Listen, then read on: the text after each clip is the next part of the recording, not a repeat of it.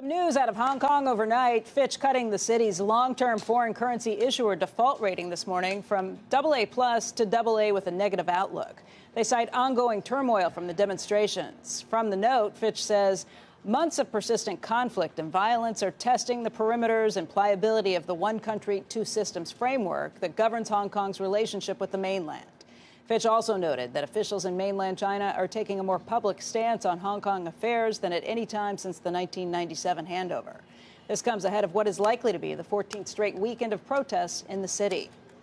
In the meantime, those protesters are planning to demonstrate once again this weekend. Let's get over to Chris Livesay. He is in Hong Kong, and he's got more on this story. Chris, good morning, or good evening.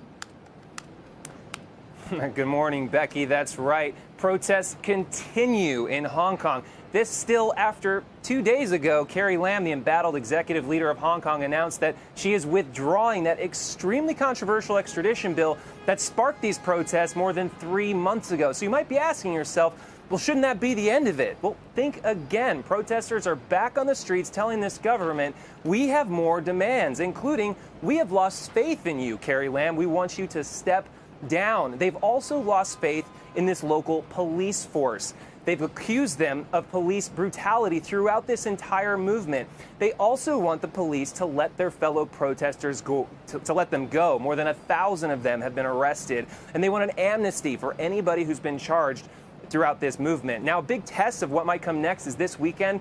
Take a look at the airport. Tomorrow, there's a protest plan there. It's been a major battleground throughout this movement where protests have managed to ground traffic, both flight traffic and ground traffic. So cars to and from the airport haven't been able to get there to drop off passengers. A lot of flights canceled and a lot of people missing their flights. So if you've got to go through the airport in Hong Kong tomorrow, expect delays.